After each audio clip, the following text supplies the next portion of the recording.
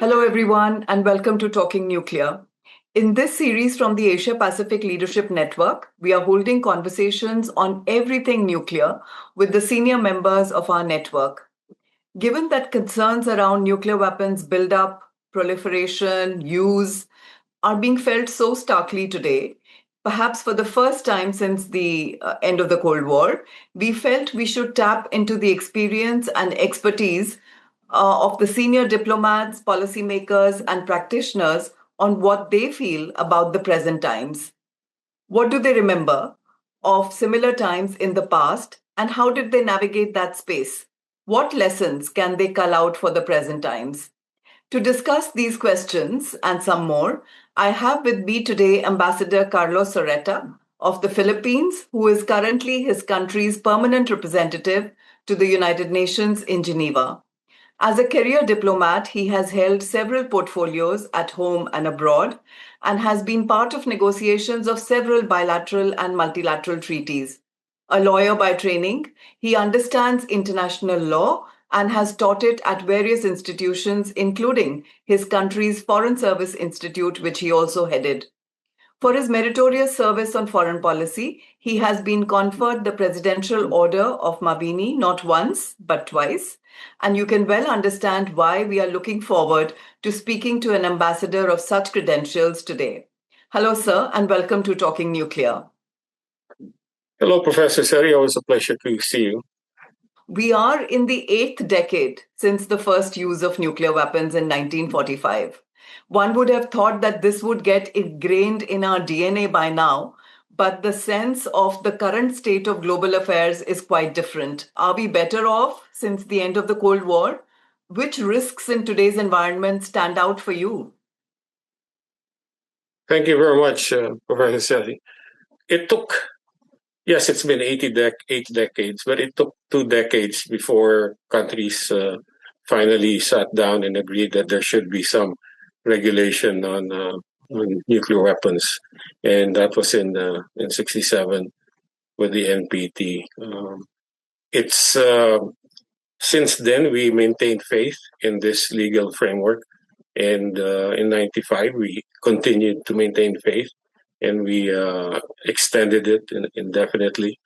So there was momentum behind it. The extension in '95 was heavily driven by the hope that was engendered by the perceived end of the Cold War would lead to an era far different from it. But then we find ourselves once again in a very divided world, and where the possible threat or use of nuclear weapons becomes very, very real, both in the Cold War grand stage and in smaller aspects of what seems to be more or less bilateral or regional differences, but with a nuclear dimension.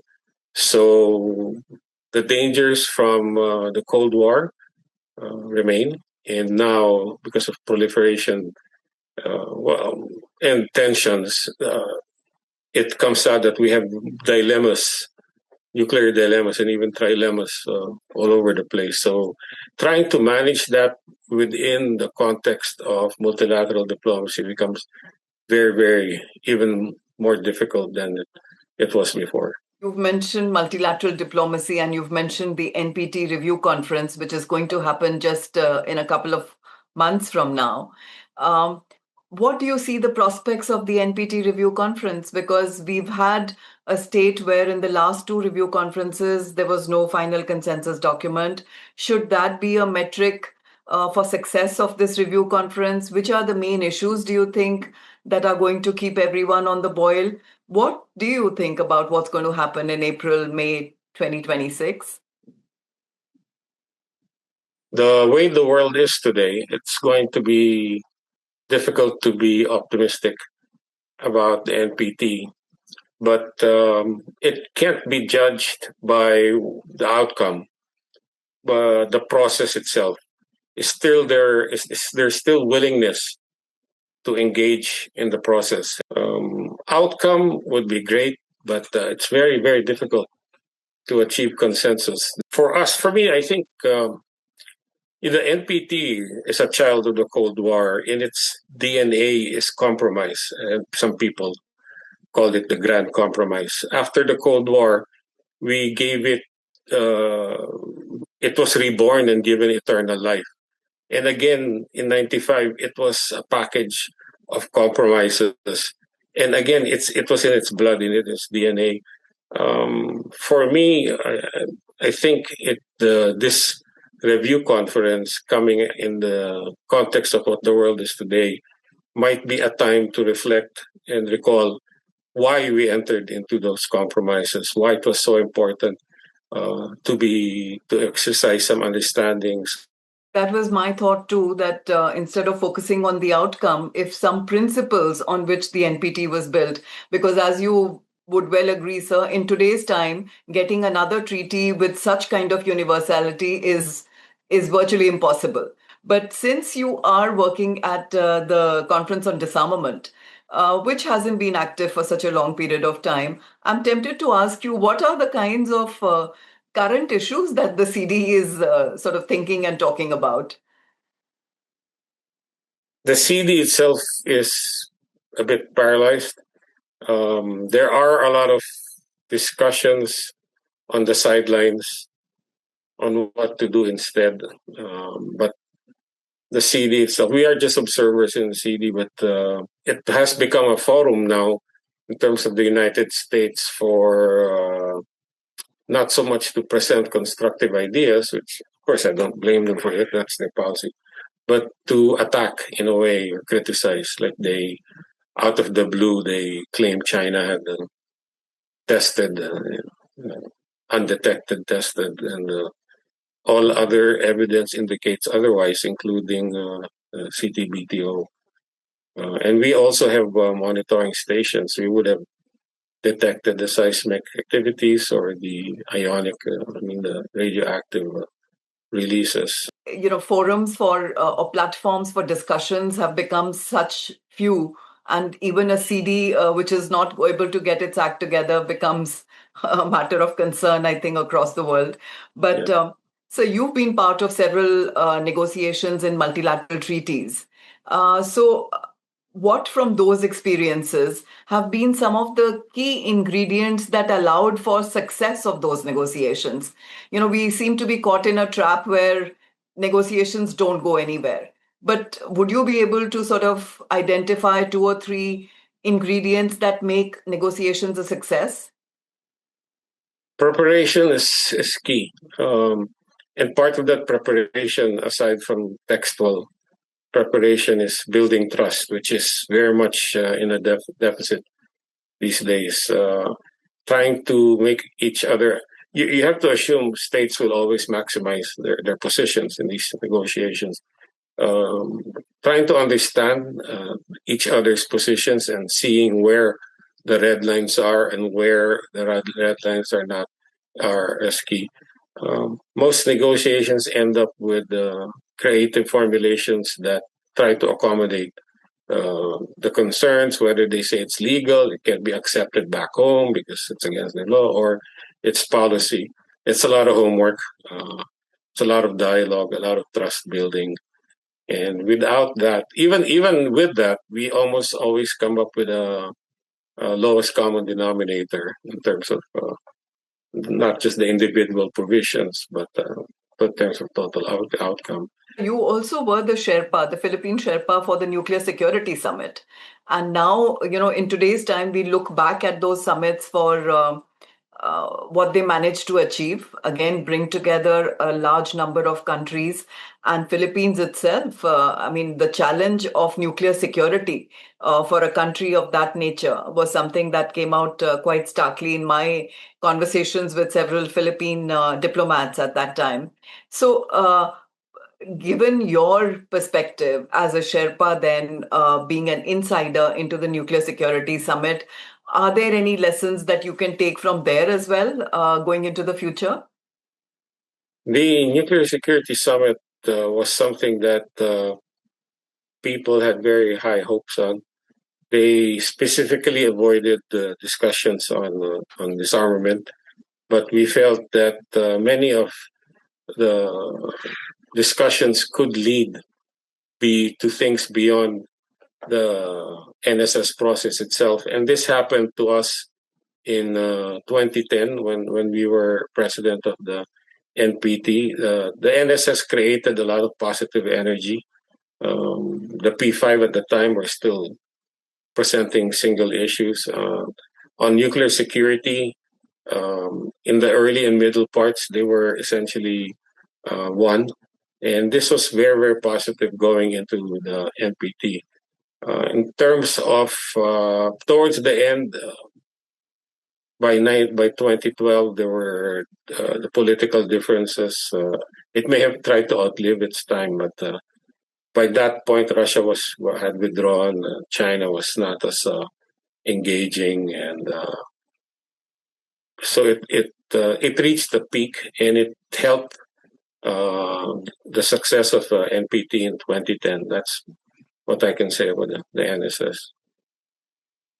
Yes, and I think it drew attention at the highest political level to the problems of nuclear security.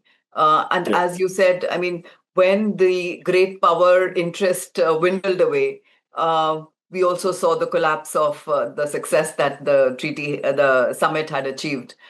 But let me now ask you to put on your lawyer's hat, the international lawyer's hat. This year marks the 30th year of the International Court of Justice ruling on the legality issue of the use of nuclear weapons. Now, as someone who's been counsel for the Philippines before the ICJ, is seeking a renewed ruling from the ICJ. Would that be a way of invigorating some of the issues on disarmament? Or do you think it would lead to greater entrenchment of the issues of deterrence? Because if you were to get a split decision again in today's times, how do you think that would play out? From a juridical point of view, the court has evolved. You have to understand the court exists, and at its heart is this Article 38, which enumerates the sources of law that it can use. When it first started, it didn't have a lot of conventions to rely on. Today, there's 500, 550 multilateral conventions registered with the UN Treaty Division. So you can imagine since that time that they started developing their practice to today, it's now mostly conventional law.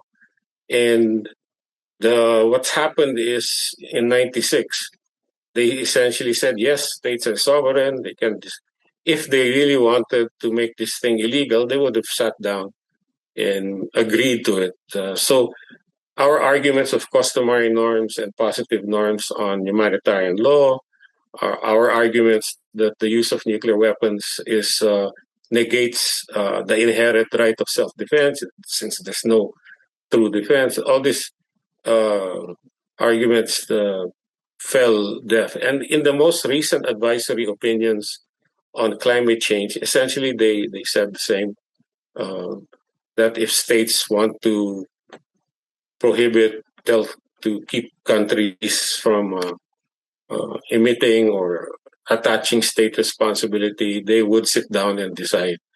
So right now, the court will, whenever a question is placed before the court, they will look for a convention. And if it's not there, they will say there's not enough evidence of customary norms to support. It's just the way the court has evolved. You're right. If it just becomes a platform for some states to reinforce what the court clearly said, that there is no norm that supports this allegation that there is a prohibition on the threat or use of nuclear weapons. So I'm afraid that might, the situation has changed. It's more dangerous, but the legal framework and the juridical notions around nuclear disarmament, aside from the TPNW, has not really changed. So, and they're also positive. They'll say if states wanted to prohibit something, they would come to an agreement, and that agreement will only bind those who are parties to that convention. So it's also very nuanced, the current thinking of the court. Really, sir. And I sometimes wonder, how surreal the situation seems to have become. I mean, the international community is looking at the same things in different ways today. The conditions have changed so much. So we are living in rather interesting, challenging, difficult times. And diplomats like yourselves, I'm sure, are facing it day in and day out. As academics, we can stay behind our books and come up with theories, but you have to really practice it. So I can imagine how difficult this must be a time for you as well. Now, looking ahead, 10 years from now, when we are in the 90th year of commemorating Hiroshima and Nagasaki, do you have any thoughts on where we might be? If you were to, look ahead into the future based on what we are going through today, what are, one or two scenarios that you think we will be in 10 years from now?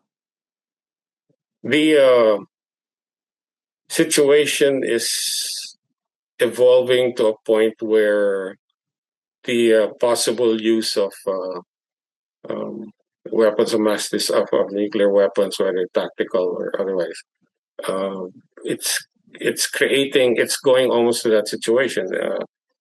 Sometimes some people have argued just based on economics, states might one day find it cheaper to develop nuclear weapons rather than to spend billions on a battalion of tanks, which costs so much. And some countries have problems, and even within 10 years, in terms of who can fight for them.